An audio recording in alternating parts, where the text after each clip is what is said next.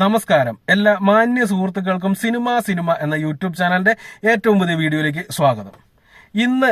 ഇന്നലെ പടങ്ങൾ റിലീസ് ചെയ്തു. ഇന്ന് രണ്ടാം ദിവസമാണ്. ഇന്നത്തെ അഡ്വാൻസ് ബുക്കിംഗ് ഇന്നലത്തോടു കൂടി ക്ലോസ് ചെയ്തത് എത്രത്തോളം ഉണ്ട് എന്നുള്ളതിനെ കുറിച്ചുള്ള ഒരു വീഡിയോ ആണ്.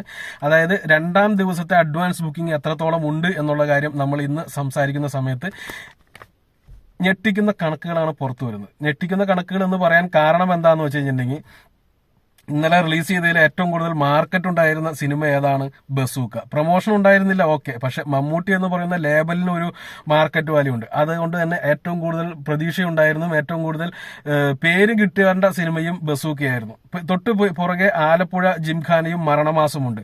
രണ്ടും ഏകദേശം ഒരേ ക്വാളിറ്റിയുള്ള നടന്മാരാണ്. എന്നിരുന്നാൽ പോലും ബേസിൽ ജോസഫിന് കുറെ കൂടി ഫാമിലി സപ്പോർട്ട് ഉണ്ട് എന്ന് നമുക്ക് ധൈര്യമായിട്ട് പറയാൻ സാധിക്കും. എന്നാൽ അവിടെ യൂത്തന്മാരുടെ കാര്യത്തിലേക്ക് വരുന്ന സമയത്ത് അത് ആലപ്പുഴ ജിംഖാനയ്ക്ക് ആയിരിക്കും എന്നുള്ള കാര്യം ഞാൻ പറയാതെ തന്നെ നിങ്ങൾക്ക് അറിയാം. നസ്ലിൻ എന്ന് പറയുന്ന ആള് അത്രയധികം ചെറുപ്പക്കാർക്കിടയിൽ ഒരു തരംഗം സൃഷ്ടിച്ചു കഴിഞ്ഞിരിക്കുന്നു. അപ്പോൾ അതുപോലെ തന്നെ ഗുഡ് ബാഡ് അഗ്ലി അജിത്തിന്റെ ഒരു വലിയ സിനിമയുമുണ്ട്. അപ്പോൾ അഡ്വാൻസ് ബുക്കിംഗ്, രണ്ടാം ദിവസത്തെ അഡ്വാൻസ് ബുക്കിംഗ് കൂട്ടുമ്പോൾ ആദ്യ ദിവസം നമുക്ക് ഉറപ്പിക്കാവുന്നതാണ് ബസൂക്കയായിരുന്നു. 2,70,00,000 രൂപയോളം മറ്റോ ആണ് ആദ്യ ദിവസത്തെ അഡ്വാൻസ് ബുക്കിംഗ് ആയിട്ട് റിപ്പോർട്ടുകൾ പുറത്തു വന്നത്. എന്നാൽ രണ്ടാം ദിവസത്തേക്ക് വരുമ്പോൾ, അതായത് ആദ്യ ദിവസം ചിത്രത്തിന്റെ റിപ്പോർട്ടുകളെല്ലാം തന്നെ പുറത്തു വന്നതിന് ശേഷം രണ്ടാം ദിവസത്തേക്ക് വരുമ്പോൾ ആരാണ് ഇനിയുള്ള ലീഡർ എന്ന് നമുക്ക് കാണിച്ചു തരുന്ന ഒരു സിമ്പിൾ ആയിരിക്കും രണ്ടാം ദിവസത്തെ അഡ്വാൻസ് ബുക്കിംഗ് കാണിക്കുന്നത്. അവിടെ വളരെ ഞെട്ടിക്കുന്ന റിപ്പോർട്ട് പുറത്തു വന്നിരിക്കുന്നു. അതാണ് ഞാൻ തുടക്കത്തിലും പറഞ്ഞത്. ഒന്നാമത് ഏറ്റവും താഴെ കിടക്കുന്നത് ഗുഡ് ബാഡ് അഗ്ലി എന്ന് പറയുന്ന അജിത്തിന്റെ പടമാണ്. 8,54,000 രൂപയാണ് രണ്ടാം ദിവസമായിട്ടുള്ള ഇന്നത്തേക്ക് വേണ്ടി അഡ്വാൻസ് ബുക്കിംഗ് ആയിട്ട് നേടിയിരിക്കുന്നത്.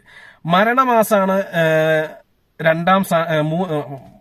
താഴേന്ന് രണ്ടാം സ്ഥാനത്തേക്ക് വന്നത്. മരണമാസ് 21,83,000 രൂപയാണ് അഡ്വാൻസ് ബുക്കിംഗ് ആയിട്ട് രണ്ടാം ദിവസം നേടിയിരിക്കുന്നത്. അത് മോശമെന്ന് പറയാൻ സാധിക്കത്തില്ല. നമ്മുടെ ഇദ്ദേഹത്തിന്റെ നിലവാരം വെച്ചിട്ട്, അല്ലെങ്കിൽ ആ ഒരു താരത്തിന്റെ നിലവാരം, ബേസിൽ ജോസഫ് എന്ന് പറയുന്ന താരത്തിന്റെ നിലവാരം വെച്ചിട്ട് 21,83,000 രൂപ എന്ന് പറയുന്നത് മോശപ്പെട്ട ഒരു കണക്കായിട്ട് എനിക്ക് തോന്നുന്നില്ല. അടുത്തത് രണ്ടാം സ്ഥാനത്ത് നിൽക്കുന്നത് 2 സിനിമകളാണ്, ബസൂക്ക, ആലപ്പുഴ. ഇവിടെയാണ് ഒരു ഫൈറ്റ് നടക്കാൻ പോകുന്നത്. റിപ്പോർട്ടുകളുടെ ആദ്യ ദിവസം റിപ്പോർട്ടുകൾ വന്നപ്പോൾ തന്നെ ഇതിനെപ്പറ്റി നമ്മൾ സംസാരിച്ചാണ്.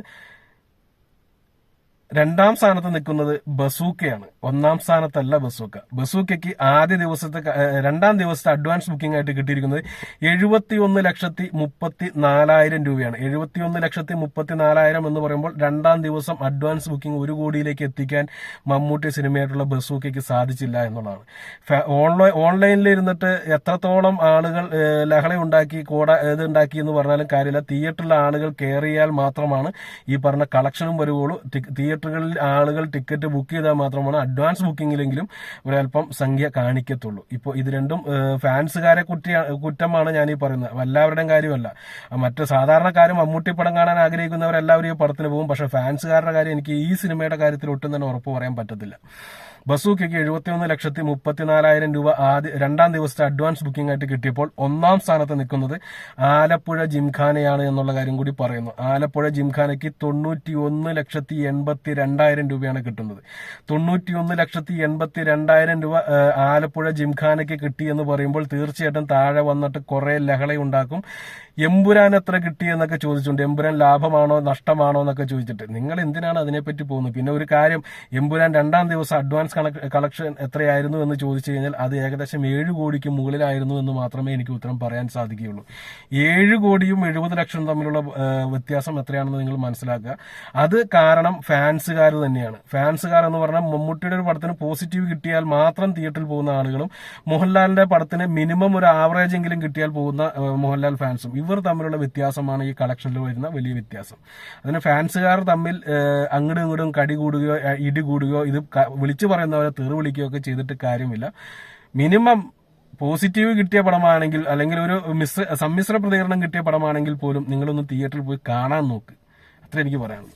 അടുത്ത വീഡിയോ ആയിട്ട് വീണ്ടും കാണാം. നന്ദി, നമസ്കാരം.